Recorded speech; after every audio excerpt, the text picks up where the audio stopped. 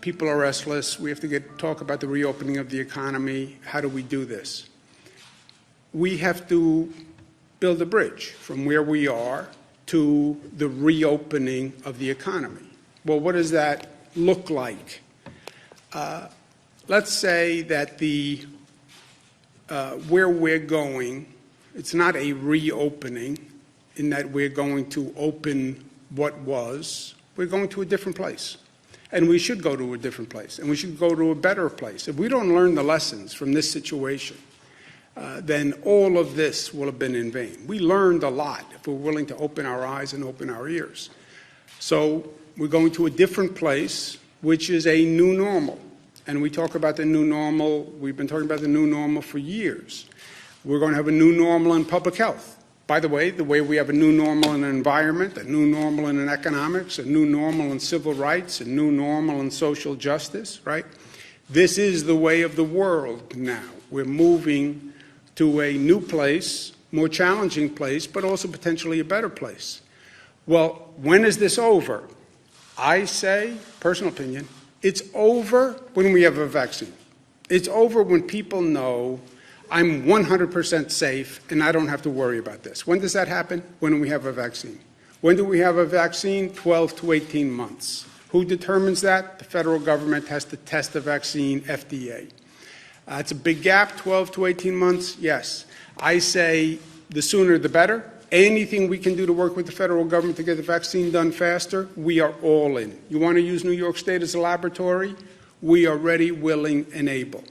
Any way the New York State Department of Health can work with the FDA to reduce that testing period, we are all in and energized and creative and ambitious about it.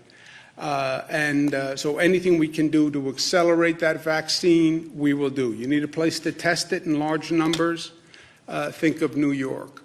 But that's the ultimate end, right? We have a vaccine. Now we don't have to worry about this. By the way, we'll probably have to worry about the next public health risk at that time. So don't forget everything we learned. Besides the vaccine, there's a possibility that they develop a medical treatment. So we can't prevent you from getting the virus, but we have a new medical treatment. And if you get the virus, don't worry, it's no big deal. You go and you get this medical treatment. That's another way of having a natural end, right? And that's what convalescent plasma is all about, and the antibody testing to find people who had the antibody and then injecting the antibody into a person as a treatment method. Maybe the hydroxychloroquine works. Now, this has been a very politicized topic. I have done my best to stay 100 miles away from politics in all of this. Everybody wants to see hydroxychloroquine work. Everybody.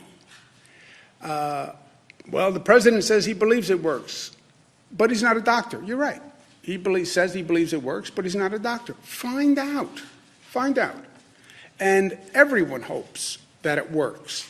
And anything New York can do to test it, we will. We are now testing hydroxychloroquine. There are a number of hospitals that are doing it. It's not a government decision. It's not a political decision. The medical doctor decides. And if a medical doctor decides it works, fine. We have an executive order that limits the prescription of hydroxychloroquine only because we don't have enough.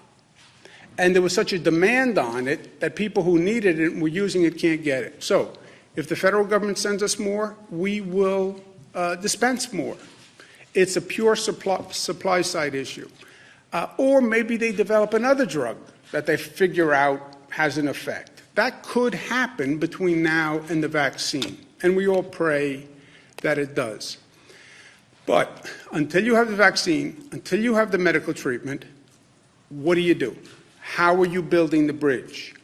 Well, it's going to be a phased reopening, right?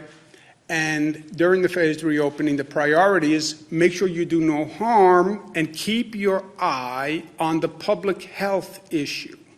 That is what is key in all of this. So it's going to be a calibration of reopening based on public health safety and that infection rate, because what we have done and the reducing of the infection rate is a pure function of what New Yorkers have done and what people across the country have done. When you relax that social distancing, you could very well see an increase in the infection rate. So it's all a calibration to the public health, but it's going to be a gradual increasing of economic activity in calibration with the public health standards. The single best tool to doing this gauging, right, is large-scale testing. Test, trace, and isolate. This is what everybody's talking about. What does this mean? It means you test, you find a positive, you trace back who they were with, where they were, test those people, and you isolate the people who are positive. It's inarguable. It's just very, very hard to do. And we have a blueprint for the reopening, again, as guided by testing, tracing. But there are two factors really on the reopening.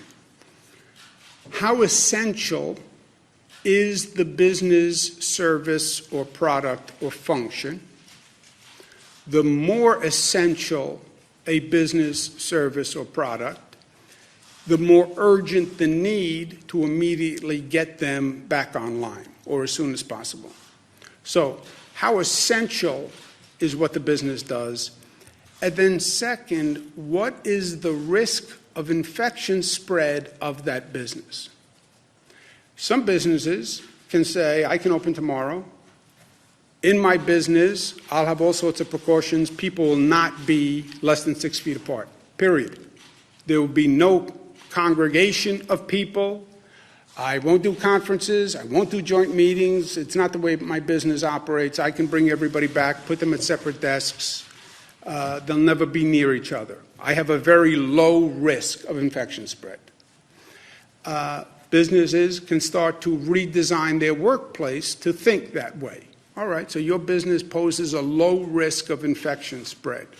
That's the second factor. Then the first factor is how essential is your business.